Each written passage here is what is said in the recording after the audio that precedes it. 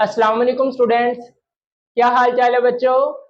तो आज हम class 9 chapter number 5 physical states of matter के न्यूमेरिकल्स करने वाले हैं। तो आइए फर्स्ट हमारे पास है convert the following units. A part है आपके पास 850 mm of Hg to ATM। आपने एक यूनिट से दूसरे यूनिट में जाना है और यहाँ पर आपको जो प्रेशर के यूनिट्स हैं उनके दरमियान रिलेशनशिप पता होना चाहिए। तो जो हमने स्टैंडर्ड एटमॉस्फेरिक प्रेशर में पढ़ा था कि 1 atm कितने टॉर्क के इक्वल होता है, फिर वो कितने mm ऑफ Hg के इक्वल होता है, तो वो रिलेशन आपको यहाँ पर आना चाहिए। अगर आप उस एक रिलेशन को पकड़ लें तो आपसे जो भी कन्वर्जन पूछी जाए आप उसको यूं सॉल्व कर सकते हैं। ठीक है, तो आइए पहले उस एक रिलेशन को हम लिख लें। बट आप जानते हैं कि 1 atm जो है ये इक्वल होता है 760 टॉर्क के। Okay, which is also equal to 760 mm of Hg, क्योंकि हम जानते हैं 1 टॉर्क इक्वल होता है 1 mm ऑफ Hg के। और ये आपके पास फर्दर इक्वल होता है 10, 13, 25 न्यूटन पर मीटर स्क्वायर के, which is also equal to 10, 13, 25 pascal, क्योंकि 1 न्यूटन पर मीटर स्क्वायर 1 पास्कल के भी इक्वल होता है। तो आप इसको कैसे याद रखेंगे कि 1 atm 760 टॉर्क के भी इक्वल होता है, 1 atm 760 mm ऑफ Hg के भी इक्वल होता है, 1 atm 10, 13, 25 न्यूटन पर मीटर स्क्वायर के भी इक्वल होता है, और 1 atm 10, 13, 25 पास्कल के भी इक्वल होता है। ओके, तो इस लाइन को आपने याद रखना है, इसको चाहे स्टेरिक कर लें, इंपॉर्टेंट है। आइए ए पार्ट आप देखें कि 850 mm ऑफ Hg को आपने एटीएम में लेकर जाना है। तो सबसे पहले आप ये देखेंगे कि आपने किस यूनिट से किस यूनिट में जाना है। ठीक है, यहाँ पर जो भी है इससे अभी हमें कोई मतलब नहीं, आपने mm ऑफ Hg से एटीएम में जाना है। तो आप देखेंगे कि जो दो यूनिट्स हैं उनके दरमियान यहाँ पर क्या रिलेशन है।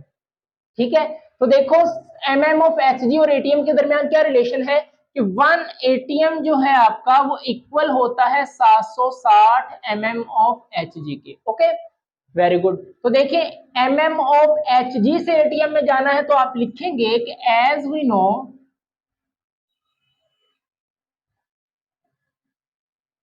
सात सौ साठ mm ऑफ Hg इक्वल होता है 1 atm के। कैसे पता चला? यहां से। ओके, अच्छा, लेकिन उसने हमसे 850 mm ऑफ Hg का पूछा है, ना कि 760 का। ये तो हमें पता है इस रिलेशनशिप। अच्छा, अब अगर आप बेटा यहां पर 1 mm ऑफ Hg की बात करें तो वो कितने एटीएम के इक्वल होगा? तो ये 760 यहां पर मल्टीप्लाई हो रहा है, दूसरी तरफ जाकर इसको आप डिवाइड कर देंगे तो 1 atm ओवर 760।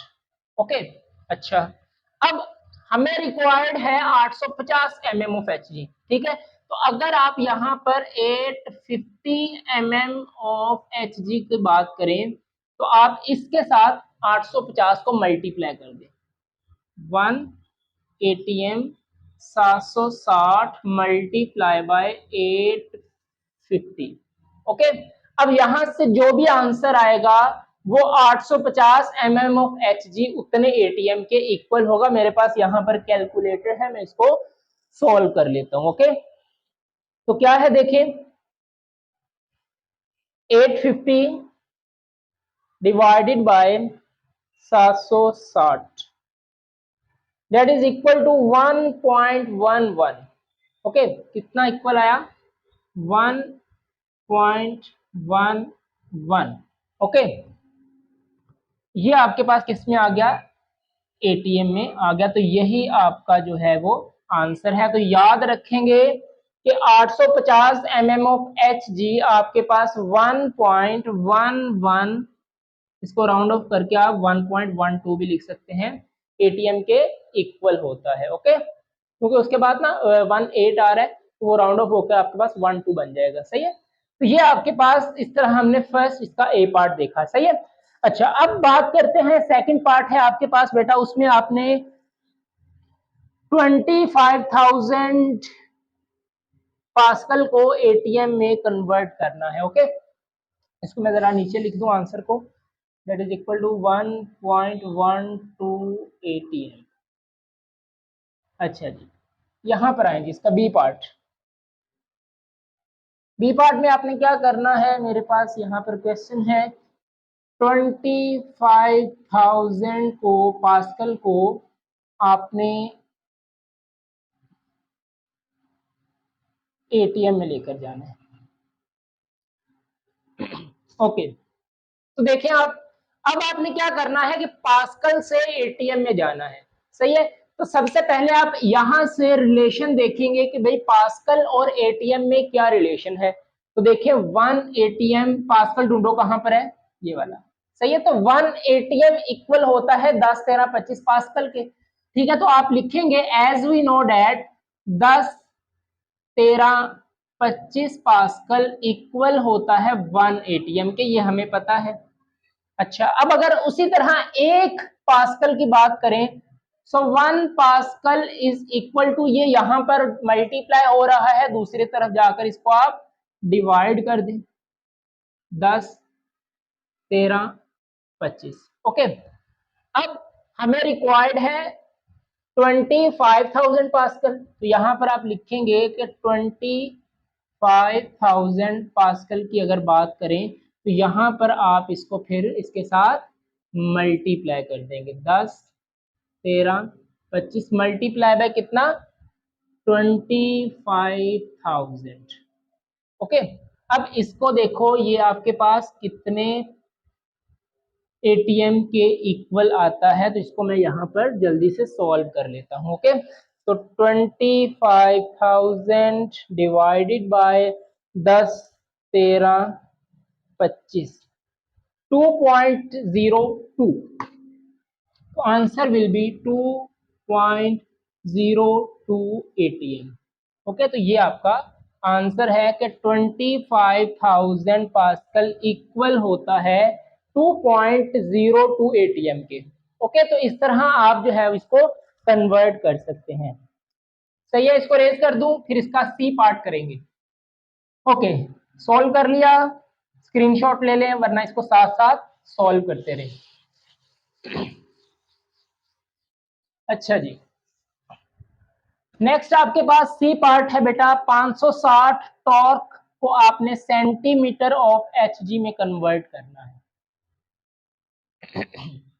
सी पार्ट क्या है, 560 torque two centimetre of Hg, सही है। अच्छा, अब आप देखें कि आपने टॉर्क से सेंटीमीटर ऑफ एचजी में जाना है, तो यहां से रिलेशन देखें। सर यहां पर सेंटीमीटर ऑफ एचजी तो नहीं, हमारे पास मिलीमीटर है। तो देखो मिलीमीटर आपके पास एक छोटा यूनिट है, सबसे छोटा यूनिट आपके पास मिलीमीटर है, फिर उसके बाद सेंटीमीटर होता है। तो याद रखेंगे कि अगर इसको आप सेंटीमीटर में कन्वर्ट करना चाहें तो आप इसको 100 पर डिवाइड करेंगे तो आपके पास आ जाएगा 76 सेंटीमीटर ऑफ एचजी, सही है। इसको इतना, ये सेंटीमीटर के इक्वल होते हैं। तो आप अब टॉर्क और सेंटीमीटर ऑफ एचजी की बात करें तो देखिए किसके इक्वल है, एटीएम में जाना है कि इसमें जाना है, टॉर्क से आपने,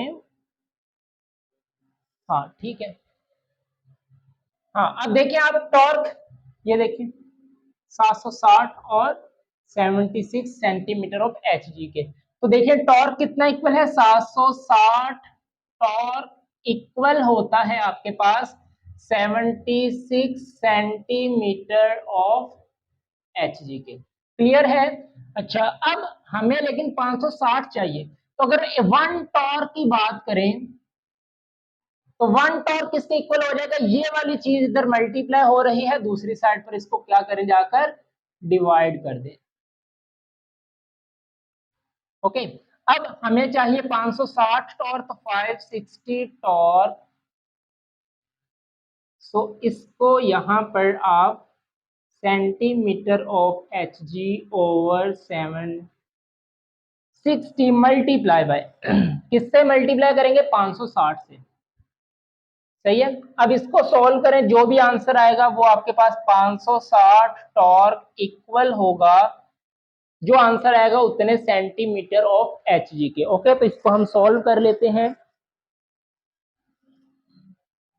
आइए, 76 वैसे सॉल्व हो जाएगा, 0 से कट गया, 76 से गया तो 56 आपका आंसर हो जाएगा। तो 56 सेंटीमीटर ऑफ एच जी के इक्वल होगा। ओके, तो ये आपका इसका आंसर है। क्लियर है?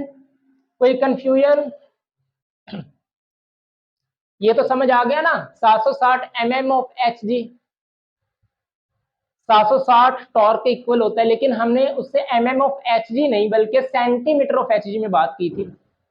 तो वो आपके पास, उसको 100 पे डिवाइड करेंगे तो आपके पास 76 सेंटीमीटर ऑफ एच जी आ जाएगा। क्लियर है? ओके, लास्ट पार्ट इसका डी पार्ट करने वाले हैं। ओके सर, सी पार्ट हो गया, बी पार्ट हो गया, ए पार्ट हो गया। अब हम करेंगे इसका डी पार्ट, जिसमें आपने 1.2 एटीएम को पास्कल में लेकर जाना है। डी पार्ट विल बी क्या है? 1.25 एटीएम टू पास्कल। ओके, अच्छा अब देखें, एटीएम से पास्कल में जाना है तो एटीएम और पास्कल का रिलेशन ढूंढो। एटीएम और पास्कल, तो देखो हमें पता है कि 1 एटीएम इक्वल होता है 10 13 25 पास्कल के। So as we know that 1 ATM is equal to 10 13 25 pascal. Okay, अब इसने 1.25 एटीएम की बात की है, तो अगर हम 1.25 एटीएम की बात करें तो आपके पास इसको सिंपली आप मल्टीप्लाई कर देंगे 1.25 के साथ। ओके, जैसे 1 एटीएम इसके इक्वल है तो 1.25, उसको 1.25 से मल्टीप्लाई कर दें तो आपके पास आंसर आएगा 10 13 25 multiply 1.25, that is equal to 126,656.25 pascal के।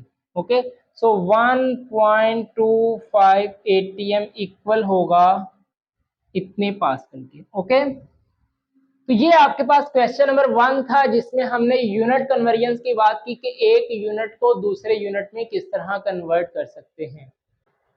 तो सेकंड क्वेश्चन है हमारे पास, कन्वर्ट द फॉलोइंग यूनिट्स। इसमें भी आपने यूनिट्स की कन्वर्जन करनी है, लेकिन यहाँ पर जो यूनिट्स हैं वो टेम्परेचर के हैं। डिग्री से केल्विन में, केल्विन से डिग्री में आना है। ठीक है, तो सबसे पहले इसका बेसिक फंडा देखें कि केल्विन से अगर डिग्री में जाना हो या डिग्री से केल्विन में जाना हो तो हम क्या करते हैं। ओके, तो बेटा याद रखें कि जब भी आपने डिग्री सेल्सियस से केल्विन में जाना हो तो आपको जितनी भी डिग्री दी जाए उसमें जस्ट आपने प्लस कर देना है 273। ओके, डिग्री से जब भी केल्विन में जाना है तो 273 आपने ऐड कर देना है, 273 ऐड अप कर देना है, और जो भी टेम्परेचर का आंसर आएगा वो आपका केल्विन में चला जाएगा। और अगर आपने केल्विन से वापस डिग्री में जाना है तो जस्ट आप माइनस कर देंगे 273। बस यही काम करना है, कोई इस पर अंतर मंतर नहीं पढ़ना आपने। डिग्री से केल्विन में जाना है 273 ऐड कर देना है, केल्विन से दोबारा डिग्री में आना है तो 273 माइनस कर देना है। आइए, 750 डिग्री सेल्सियस टू केल्विन, तो देखो डिग्री से केल्विन में जाना है तो जस्ट इसमें क्या कर देंगे आप, 750 डिग्री है तो इसमें जस्ट आप 273 ऐड अप कर दें। सही है, तो आपके पास जो आंसर आएगा, देखें यहां पर हम इसको भी सॉल्व कर लेते हैं। 750 प्लस 273 दैट इज 1023। अब ये जो आंसर आया वो आपको केल्विन में चला गया। सही है, तो आप याद रखेंगे कि 750 डिग्री हो या 1023 केल्विन हो, एक ही बात है। ओके, बस यूनिट्स का डिफरेंस है, ये आपके पास डिग्री में है, ये आपके पास केल्विन में है। बी पार्ट देखें इसका। बी पार्ट में आपने क्या करना है, 150 डिग्री टू केल्विन, 150 डिग्री से आपने केल्विन में जाना है।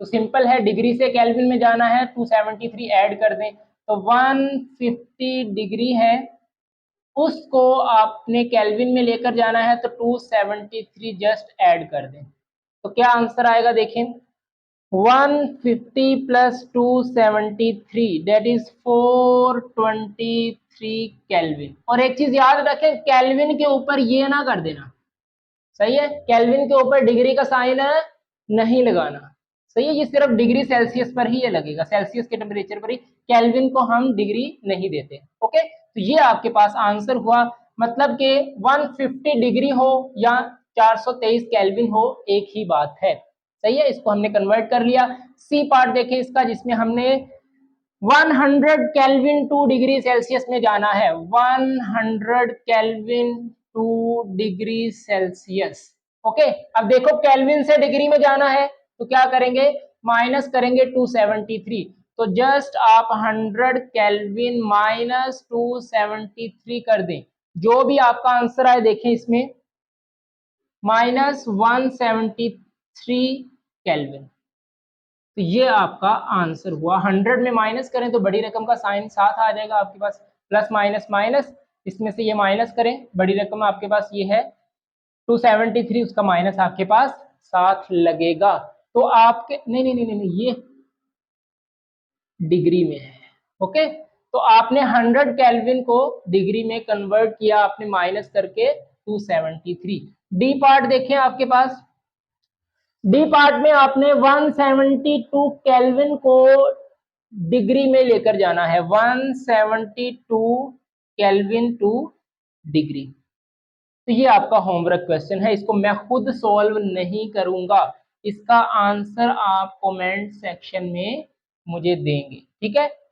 नेक्स्ट क्वेश्चन नंबर 3 है आपके पास, a gas at pressure 912 mm of Hg has volume for 50 centimetre cube, what will be its volume at 0.4 atm। बेटा याद रखें, जब भी आप न्यूमेरिकल करें हमेशा पहले स्टेटमेंट को अच्छे से पढ़ें, समझें कि उसने आपको गिवन क्या दिया है और आपसे पूछा क्या है। अगर आप डाटा अच्छे से लिख लेते हैं ना, तो आप ये प्रिडिक्ट करने में आपको बहुत आसानी होती है कि यार यहाँ पर कौन सा फॉर्मूला लगेगा। देखिए यहाँ पर बॉयल्स लॉ भी है, चार्ल्स लॉ भी है, दोनों लॉज को मिक्सअप नहीं करना, इसीलिए वेरी केयरफुली पहले आप स्टेटमेंट को समझें। तो पहले हम यहाँ पर हर न्यूमेरिकल में पहले हम डाटा लिखा करेंगे, तो उसने आपसे पूछा क्या है और गिवन क्या दिया है। So a gas at pressure 912 mm of Hg, मतलब आपको ये प्रेशर एक दिया है जो कि 912 mm ऑफ Hg है। हैज वॉल्यूम, वॉल्यूम कितना है आपके पास,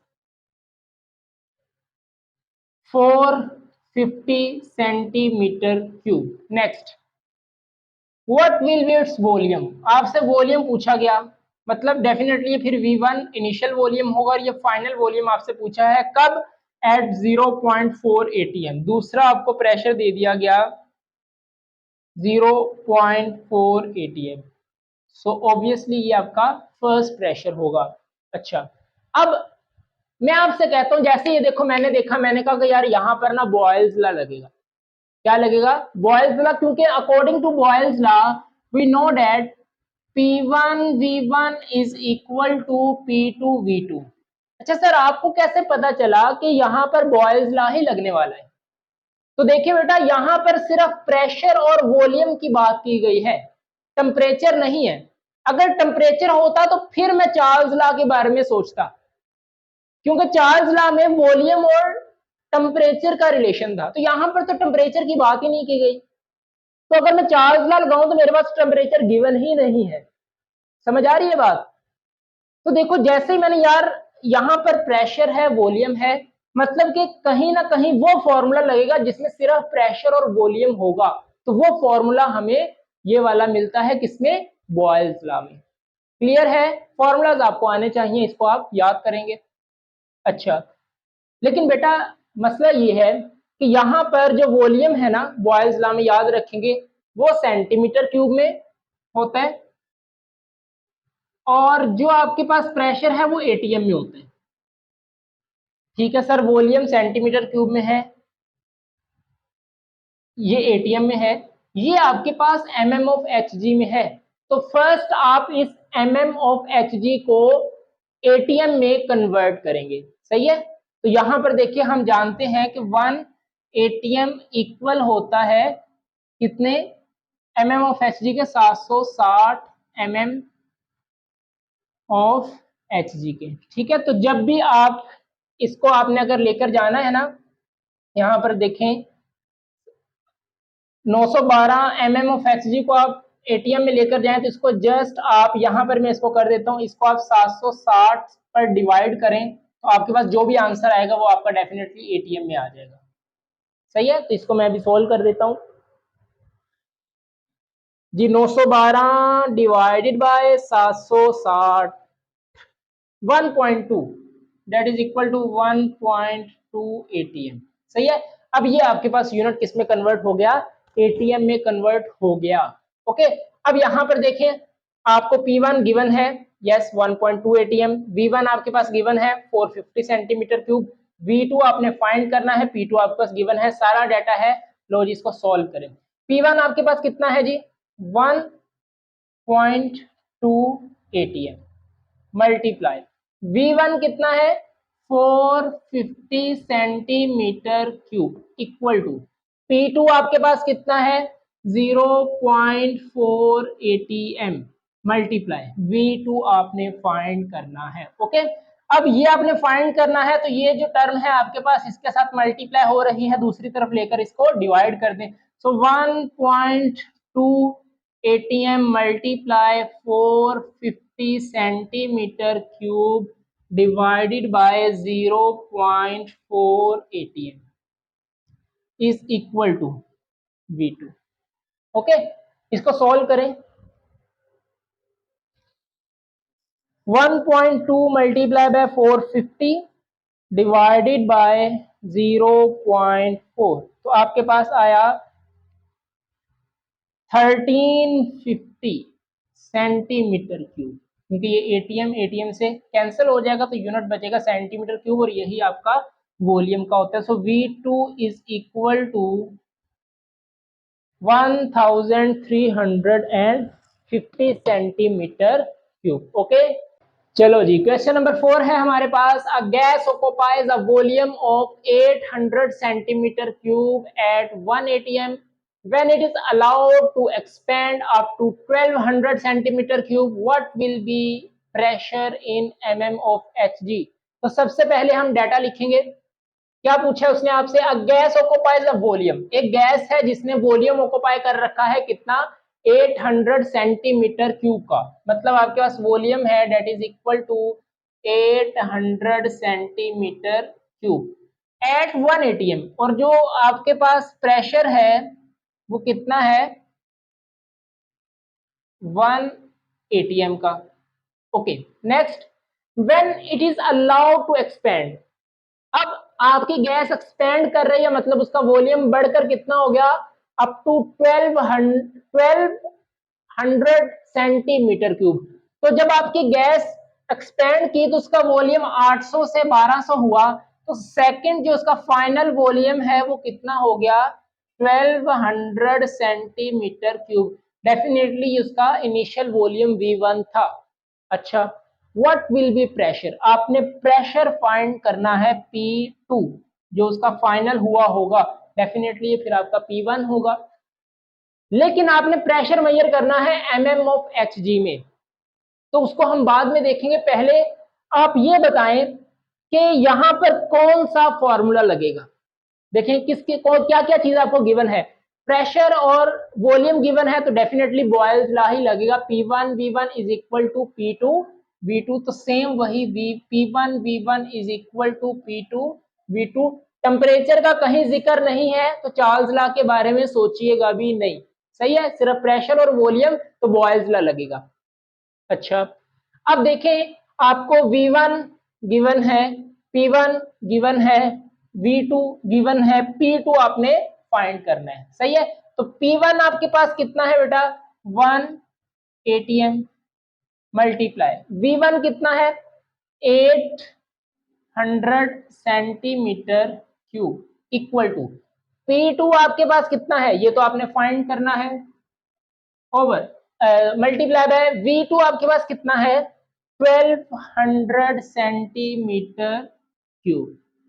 सही है, तो देखें अगर आप डाटा अच्छे से लिख लेते हैं स्टेटमेंट को पढ़ के, तो यूं आप फॉर्मूला लगाएंगे और यूं करके उसको सॉल्व करेंगे। ओके, अब देखिए यहां पर ये मल्टीप्लाई हो रहा है, इसको दूसरी तरफ लेकर इसको डिवाइड करें। So 1 ATM multiply by 800 centimetre cube divided by, ये इधर आ जाएगा तो 1200 centimeter cube is equal to P2। सही है, सॉल्व करें इसको, ये इससे कैंसिल हो जाएगा। देखें क्या आता है इसका answer. So 800 divided by 1200 that will B 0.66 centimetre. Centimetre से गया तो एटीएम में डेफिनेटली ये आपके पास प्रेशर का यूनिट बनेगा, लेकिन यहाँ पर प्रेशर आया है एटीएम में। सही है, एटीएम है आपके पास, उसने आपसे यहां तक करके छोड़ना आना, उसने आपसे पूछा है what will B pressure in mm of Hg। अब आप रिलेशन देखें कि यार mm ऑफ Hg और एटीएम के दरमियान क्या रिलेशन है, तो हम जानते हैं कि 1 ATM जो है वो इक्वल होता है 760 mm ऑफ Hg के। ये हमने फर्स्ट क्वेश्चन में भी कन्वर्जन्स पढ़ी हैं, तो आपको आनी चाहिए। ठीक है, तो इसको आप एटीएम से mm ऑफ Hg में लेकर जाएंगे तो 760 से मल्टीप्लाई कर दें। सो 0.66 मल्टीप्लाई 760 और ये आपके पास चला जाएगा mm ऑफ Hg में। तो करें इसको, 760 मल्टीप्लाई 0.6, तो ये आपके पास आएगा 509.2 प्रेशर, और ये आपके पास mm ऑफ Hg में है। चलिए नेक्स्ट क्वेश्चन नंबर 5 है, it is desired to increase the volume of a fixed amount of gas from 87.5 centimeter cube to 118 centimeter cube. वो कह रहे हैं आपके पास एक फिक्स अमाउंट ऑफ गैस है, उसका जो वॉल्यूम है वो चेंज हुआ है 87.5 से 118 सेंटीमीटर क्यूब, मतलब आपको वॉल्यूम गिवन है। तो इनिशियल उसका वॉल्यूम V1 कितना है, 87.5 सेंटीमीटर क्यूब, और वो चेंज होकर कितना हो गया 118 सेंटीमीटर क्यूब। तो उसका जो V2 मतलब फाइनल वॉल्यूम है वो है 118 centimeter cube. While holding the pressure constant, आपका प्रेशर है वो कांस्टेंट है। अच्छा, what would be the final temperature, आपने फाइनल टेम्परेचर मतलब के V2 फाइंड करना है if the initial temperature is 23 degree Celsius और आपको T1 दिया है 23 डिग्री। यहां पर देखें टेम्परेचर का फैक्टर भी इंक्लूड हुआ, प्रेशर को कांस्टेंट कर दिया। अब जल्दी से सोचें कि प्रेशर कांस्टेंट बॉयल्स लॉ में होता है या चार्ल्स लॉ में, चार्ल्स लॉ में।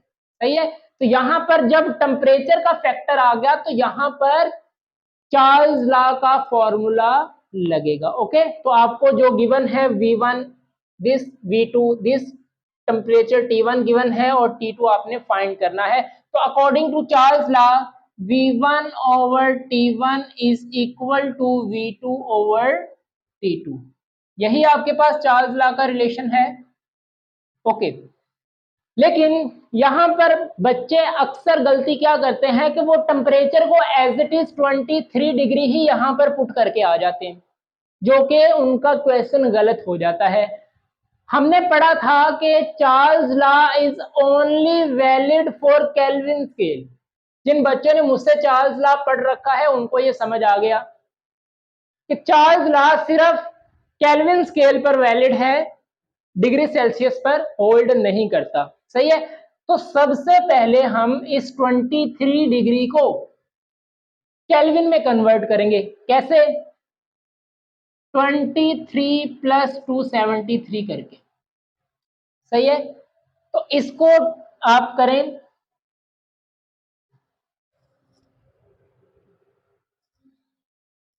273 प्लस 23 296 केल्विन। तो ये आपने टेम्परेचर केल्विन में कन्वर्ट कर लिया। ओके, अगर डिग्री में पुट करते हैं आपका क्वेश्चन गलत हो जाता। सही है। तो जब भी आपके पास चार्ल्स लॉ है और टेम्परेचर गिवन हो डिग्री में तो हमेशा उसको केल्विन में कन्वर्ट करेंगे। अच्छा, ये आपके पास अब आपका डाटा फाइनलाइज हो चुका है। अब इसको इस अकॉर्डिंग टू दिस फॉर्मूला इसको आप पुट करेंगे। तो फॉर्मूला है आपके पास V1 over T1 is equal to V2 over T2। सही है। अब V1 आपके पास कितना है बेटा? 87.5 सेंटीमीटर क्यूब। टेम्परेचर T1 आपके पास है 296 kelvin is equal to V2 आपके पास कितना है? 118 सेंटीमीटर क्यूब। और आपने T2 जो है वो फाइंड करना है। What will be the final temperature जो कि T2 है आपके पास। अच्छा, अब देखें आप इसको रीअरेंज करें तो कैसे कर सकते हैं आप? आपने T2 फाइंड करना है, ये इधर ले आए, ये इधर ले जाएं, इसको नीचे ले आए, तो आपके पास क्या बनेगा? देखें, T2 को आप इस साइड पर लेकर आए, जरा ध्यान से समझिए। T2 इसको इधर ले गए, ये आपके पास 118 सेंटीमीटर क्यूब है। ये इधर आया, इसको नीचे ले जाए, मतलब 87.5 सेंटीमीटर क्यूब। और ये 296 इधर डिवाइड हो रहा है, दूसरी तरफ जाएगा तो मल्टीप्लाई हो जाएगा 296 केल्विन। सही है। या इसको आप पहले बहुत सिंपली क्रॉस मल्टीप्लाई कर लें। क्रॉस मल्टीप्लाई मतलब इसको इसके साथ, इसको इसके साथ, फिर 118 को दूसरी तरफ ले आइएगा। वो भी मेथड ठीक है, इस तरह भी आप समझ सकते हैं। इसको इधर लेगा, इसको इधर लेगा, और ये इधर डिवाइड हो रहा है, दूसरी तरफ जाकर मल्टीप्लाई हो जाएगा। अच्छा, इसको आप सॉल्व करें। T2 कितना टेम्परेचर आएगा आपके पास? देखें, 118 multiply 296 divided by 87.5। So answer will be 399.1। ये केल्विन में है। ओके, लेकिन क्वेश्चन में आपको डिग्री में मेंशन है, तो इसको भी आप डिग्री में कन्वर्ट करेंगे। सही है। पहले आपने क्या किया कि डिग्री को केल्विन में पुट किया फॉर्मूले में पुट करने के लिए। अब ये आंसर आपका केल्विन में ही आया। देखिए कि सेंटीमीटर क्यूब से कट गया, केल्विन बचा, उसमें आपका आंसर आ गया। लेकिन इस केल्विन को दोबारा आप डिग्री में लेके जाएंगे। कैसे? इसमें माइनस कर दें 273, तो जो आपका आंसर आएगा that will be in degree Celsius. So 399.1 minus 273, so the answer will be 126.1 degree Celsius. It will be the final temperature। आपका T2 है आपके पास। ओके, तो ये आपके पास कितना आंसर आया? 126.1 डिग्री। ओके, क्वेश्चन नंबर 6 है a sample of gas is cooled. आपके पास गैस है, उसको आप कूल कर रहे हो एट कांस्टेंट प्रेशर। इस पे भी प्रेशर कांस्टेंट रखा गया। प्रेशर किस में कांस्टेंट होता है? चार्ल्स लॉ में। ओके, तो आप देखकर समझ गए कि यहाँ पर अगर प्रेशर कांस्टेंट है तो यहाँ पर भी कहीं ना कहीं चार्ल्स लॉ की बात होगी, क्योंकि प्रेशर चार्ल्स लॉ में ही कांस्टेंट होता है। अच्छा, from 30 degree Celsius to 10 degree Celsius आपने गैस को कूल किया है। पहले उसका टेम्परेचर था 30 डिग्री सेल्सियस, उसको ठंडा करके आप टेम्परेचर डिक्रीज करके 10 डिग्री सेल्सियस पर ले आए हो। कमेंट will the volume of gas decrease to 1/3 of it original volume. उसके ओरिजिनल वॉल्यूम से, अगर आप क्वेश्चन को समझो, वो कह रहे हैं अगर आपने गैस को ठंडा किया है 30 डिग्री सेल्सियस से 10 डिग्री सेल्सियस, तो क्या उसका वॉल्यूम 1/3 कम हो जाएगा? अच्छा, इफ नॉट, अगर 1/3 कम नहीं होगा, then by what ratio will be volume decrease. तो फिर साहिब आप बताएं कि कितना वॉल्यूम रेशियो जो है वो डिक्रीज होगा। सही है, क्वेश्चन समझ में आया? Very good. तो देखिए आपके पास सबसे पहले याद रखें प्रेशर कांस्टेंट है, टेम्परेचर आपको गिवन है, तो डेटा विल बी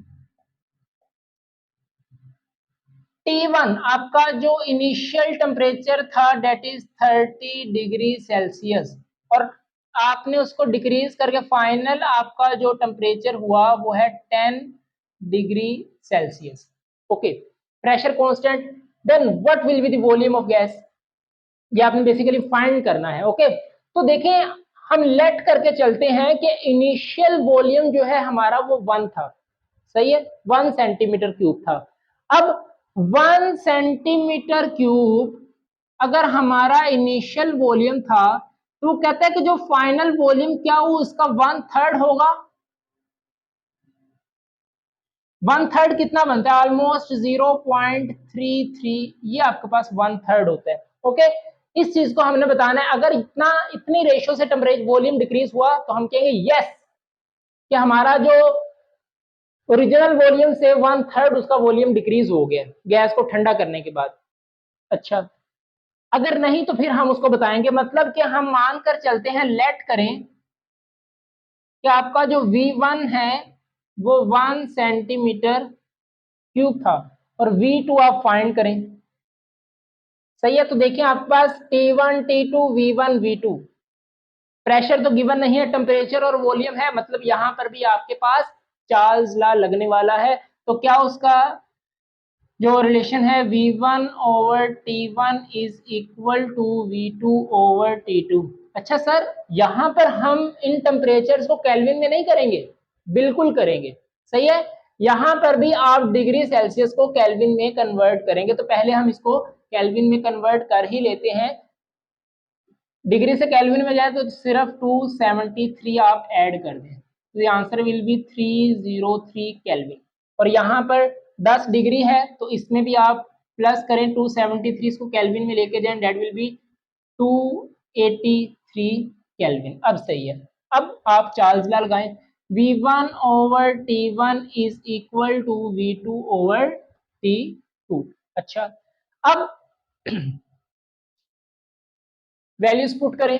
V1 आपके पास हम जो लेट करके चल रहे हैं that will be 1 centimeter cube over T1 आपके पास कितना है 303 kelvin is equal to V2, ये आपने फाइंड करना है, ओवर T2 आपके पास कितना है, it will B 283 kelvin.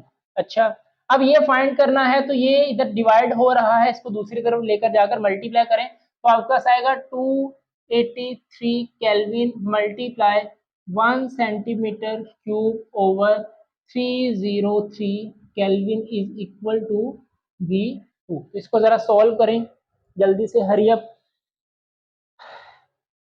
283 divided by 303, so it will be, यहां पर नजर आ रहा है आपको, यहां पर मैं इसको लिख देता हूं। इसको सोल्व किया तो आंसर आया हमारे पास 0.93 ये। अच्छा, अब आप मुझे बताएं कि क्या आंसर हमारा 0.33 आया? नहीं, इसका मतलब ये है कि हमारा जो वॉल्यूम है वो ओरिजिनल वॉल्यूम से 1/3 डिक्रीज नहीं हुआ। अगर ये आंसर आता, आप इसको करके देख सकते हैं, 1 डिवाइडेड बाय 3 करेंगे तो आपके पास आंसर आएगा 0.33। ओके, तो अगर हमारा आंसर 0.33 होता तो हम कहते हैं कि यस ओरिजिनल वॉल्यूम से हमारा जो वॉल्यूम है वो डिक्रीज हुआ है 1/3, जब आपने 30 डिग्री से 10 डिग्री को टेम्परेचर डिक्रीज किया। लेकिन अब आंसर ही हमारा वो 0.33 नहीं आ रहा, तो हम कहेंगे पहले का आंसर क्या होगा कि no the volume of gas will not decrease to 1/3 of its original volume. Okay, फिर उसने आपसे पूछा है कि अगर नहीं then by what ratio will be volume decrease, कितना रेशियो, तो आप कहेंगे कि 0.93 ratio will be decrease. Okay, इस तरह इस रेशियो के साथ आपका जो वॉल्यूम है वो ओरिजिनल वॉल्यूम से डिक्रीज हुआ है जब आपने गैस को कूल किया है। समझ आया? Very good. चलें जी, क्वेश्चन नंबर 7 है a balloon that contains 1.6 decimetre cube of air. आपके पास एक बालून है जिसके अंदर हवा फिल है और उसका वॉल्यूम है 1.6 decimetre cube at standard temperature and pressure. Standard temperature और स्टैंडर्ड प्रेशर आपके पास कितना होता है बेटा? आपके पास जो स्टैंडर्ड टेम्परेचर है it will be 25 degree Celsius. जो आपका रूम टेम्परेचर है उसको हम स्टैंडर्ड टेम्परेचर कहते हैं, और जो स्टैंडर्ड प्रेशर है that will be 1 atm। Okay, जिसको हम स्टैंडर्ड एटमॉस्फेरिक प्रेशर भी बोलते हैं जो कि 1 atm है। तो इसको हम कलेक्टिवली जो बोलते हैं that is STP, standard temperature pressure. सही है, तो इसको आप याद रखेंगे। अच्छा, is taken underwater to a depth at which its pressure increases to 3 atm। आपका जो प्रेशर है वो स्टैंडर्ड प्रेशर से 3 atm हो गया। मतलब कहने का कि आपको जो टेम्परेचर गिवन था वो था आपके पास standard temperature that will be 25 डिग्री। ओके, जो स्टैंडर्ड प्रेशर मतलब P1 आपको गिवन था 1 atm, और अब वो प्रेशर इंक्रीज होकर कितना हो गया है 3 atm। So P2 3 atm। अच्छा, suppose that the temperature remain unchanged, temperature को वो चेंज नहीं कर रहा, मतलब कि टेम्परेचर आपका हो गया कांस्टेंट, टेम्परेचर आपका हो गया अनचेंज। अनचेंज को आप क्या कहेंगे कि ये कांस्टेंट है। सही है। Suppose that the temperature remain unchanged, what would be new volume of the balloon? आप बताएं कि नया वॉल्यूम आपके पास क्या है। इनिशियल वॉल्यूम कितना था, हमने ये लिखा ही नहीं अभी, 1.6 डेसीमीटर क्यूब। सही है, और वो आपसे पूछ रहा है कि जिसका फाइनल वॉल्यूम है वो आपका कितना होगा। तो ये आपके पास गिवन डाटा है, टेम्परेचर उसने कांस्टेंट करके आपको प्रेशर और वॉल्यूम दिया है। सही है, तो स्टेटमेंट लिखने का अंदाज है। तो देखिए, अगर आप इस चीज को नहीं समझेंगे कि यार ये स्टैंडर्ड टेम्परेचर क्या है, स्टैंडर्ड प्रेशर क्या है, तो आपको ये चीज फिर यहाँ पर ये कवर नहीं होनी थी। तो याद रखें कि स्टैंडर्ड टेम्परेचर 25 डिग्री होता है और स्टैंडर्ड प्रेशर आपके पास 1 atm होता है। ओके, अब यहाँ पर देखें, आप मुझे बताएं कि गिवन जो डाटा है आपके पास, इसको देखकर आपको क्या लगता है कि कौन सा लॉ यहां पर लगेगा, बॉयल्स लॉ या चार्ल्स लॉ? टेम्परेचर कांस्टेंट हो गए, टेम्परेचर किस में कांस्टेंट होता है? चार्ल्स लॉ में। Very good. तो मतलब यहां पर प्रेशर और वॉल्यूम है, तो यहां पर आपके पास बॉयल्स लॉ लगेगा, जिसका फॉर्मूला है P1V1 is equal to P2V2। ये आपके पास लगने वाला है। अच्छा, P1 आपके पास कितना है 1 atm मल्टीप्लाई V1 आपके पास कितना है 1.6 decimetre cube is equal to P2 आपके पास कितना है 3 atm मल्टीप्लाई V2 आपने ये तो फाइंड करना है। ले जी, तो देखिए आपके पास बार बार वही फॉर्मूलाज लग रहे हैं। इंपॉर्टेंट ये है कि आपको स्टेटमेंट समझ आनी चाहिए। स्टेटमेंट समझ गए, पता चल गया फॉर्मूला कौन सा लगना है, फिर तो आप पीओ क्वेश्चन सोल्व करेंगे। ये आपके पास इधर मल्टीप्लाई हो रहा है, इधर आप इसको डिवाइड करें। So 1 atm multiply 1.6 decimetre cube divided by 3 atm is equal to V2। आपका atm से हुआ कैंसल, इसको आप सोल्व करें। 1.6 डिवाइडेड बाय 3, तो आपके पास आंसर आएगा V2 is equal to 0.53 decimeter cube. तो ये आपका फाइनल वॉल्यूम हुआ। अच्छा, अभी जाना नहीं कहीं, ये बताकर जाना है डज इट कॉन्ट्रैक्ट और एक्सपेंड। आपका बलून कॉन्ट्रैक्ट हुआ है या एक्सपेंड हुआ है? तो देखो पहले वॉल्यूम कितना था 1.6, अब कितना हो गया 0.53, तो डेफिनेटली कॉन्ट्रैक्ट हो गया, सुकड़ गया है। सही है, तो यहां पर आप इसका कमेंट देंगे कि बलून इज कॉन्ट्रैक्ट, वो आपके पास सुकड़ गया है, एक्सपेंड नहीं हुआ। चलिए नेक्स्ट क्वेश्चन नंबर 8 है, a sample of neon gas, आपके पास नियॉन गैस है, ऑक्युपाइज 75 सेंटीमीटर क्यूब, उसने वॉल्यूम ऑक्युपाई कर रखा है at very low pressure of 0.4 atm। तो हम एक काम करते हैं, साथ साथ डाटा लिखते जाते हैं। देखिए आपके पास वॉल्यूम है 75 सेंटीमीटर क्यूब और उस वक्त जो प्रेशर था वो था 0.4 atm। Okay, assuming temperature remain constant, आपने टेम्परेचर कांस्टेंट रखना है। What would be the volume, आपने वॉल्यूम फाइंड करना है, मतलब कि ये आपका V1 था और फाइनल वॉल्यूम आपने फाइंड करना है कब, जब आपका फाइनल प्रेशर हो जाएगा 1 atm। सही है, तो इस तरह करके आप डाटा लिखेंगे।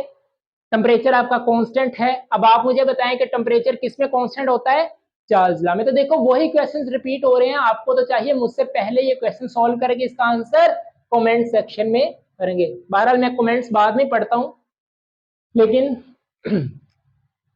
आप इसको जल्दी से सॉल्व करें। अच्छा, टेम्परेचर कांस्टेंट है मतलब यहाँ पर बॉयल्स लॉ लगेगा, having same formula P1 V1 is equal to P2 V2। Okay, अब देखें जो जो वैल्यूज आपको गिवन है वो इस फॉर्मूले में पुट करें। P1 आपके पास कितना है 0.4 atm मल्टीप्लाई, V1 आपके पास है 75 centimeter cube is equal to P2 आपके पास कितना गिवन है 1 atm मल्टीप्लाई, फाइनल वॉल्यूम आपने फाइंड करना है, ये इधर मल्टीप्लाई हो रहा है, इसको दूसरी तरफ आकर डिवाइड कर दें। So 0.4 atm multiply 75 decimeter cube divided by 1 atm is equal to V2। तो इसको आप सॉल्व करें, hurry up 75 multiply 0.4 30, so final volume will be 30 centimeter। तो नेक्स्ट क्वेश्चन नंबर 9 है, a gas occupies a volume of 35 decimeter cube at 17 degree Celsius. वो आपसे कह रहा है कि आपके पास गैस है जिसने 35 डेसीमीटर क्यूब का वॉल्यूम ऑक्युपाई कर रखा है, किस टेम्परेचर पर 17 डिग्री सेल्सियस पर। Okay, if the gas temperature rises to 34 degree Celsius at constant pressure, pressure आपका कांस्टेंट है और टेम्परेचर आपने बढ़ाकर 17 से 34 कर दिया, तो जरा आप देखें कि टेम्परेचर जस्ट डबल कर दिया उसने। 17 का डबल कितना होता है 34, तो टेम्परेचर उसने डबल कर दिया। तो वो आपसे पूछ रहा है would you expect the volume to double, क्या आपने टेम्परेचर डबल किया तो क्या वॉल्यूम भी डबल हो जाएगा।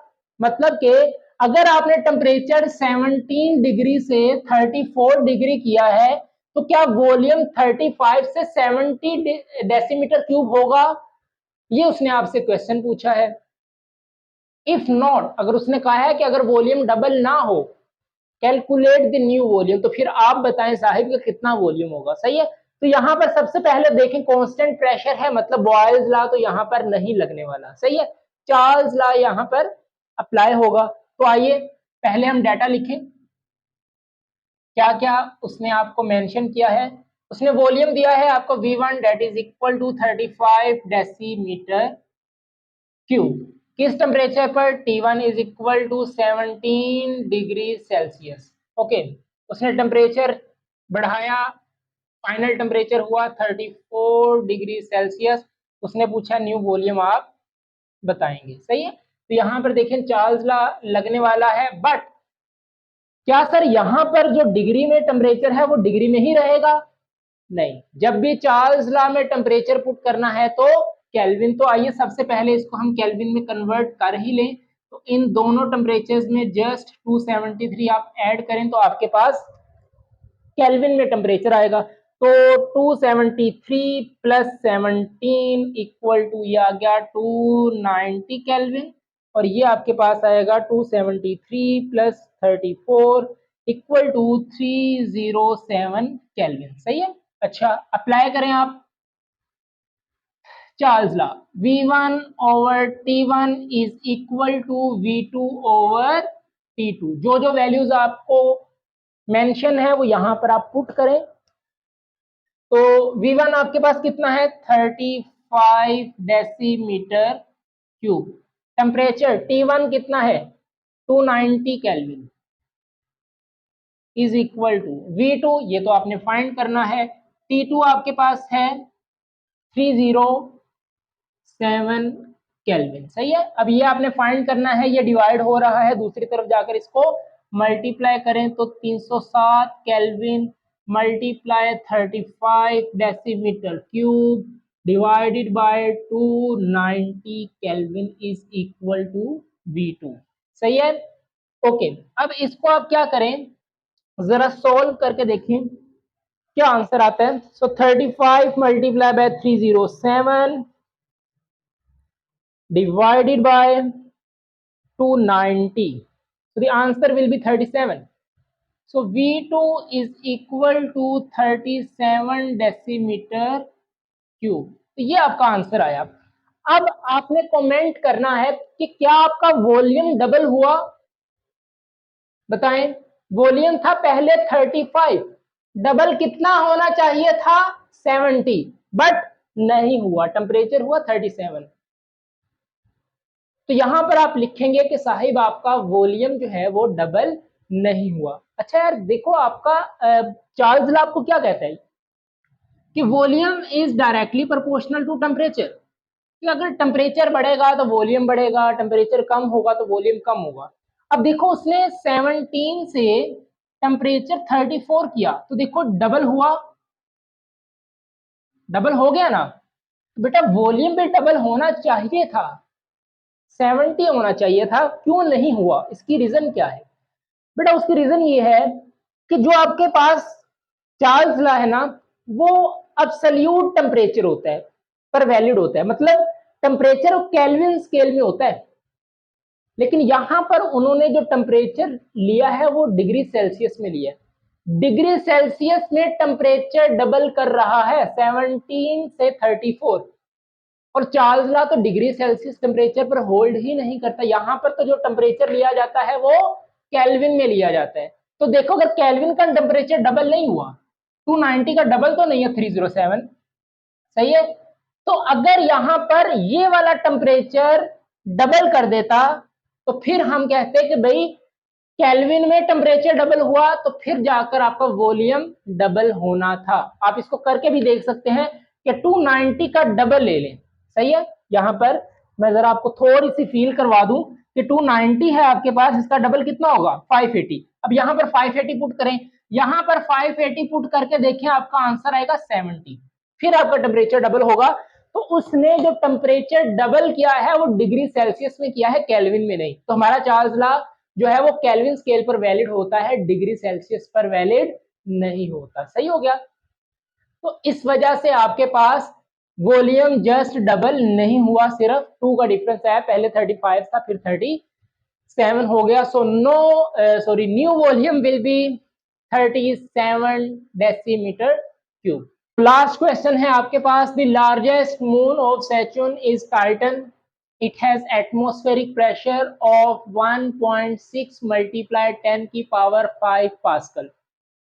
वो आपसे कह रहा है कि जो सैटर्न है उसका जो बड़ा मून है टाइटन, उस पर जो एटमॉस्फेरिक प्रेशर है उसका वो है आपके पास 1.6 मल्टीप्लाई 10 की power 5। Okay, what is atmospheric pressure in ATM, आपने इस पास्कल वाले प्रेशर को एटीएम में कन्वर्ट करना है। ओके, मतलब कि जो टाइटन का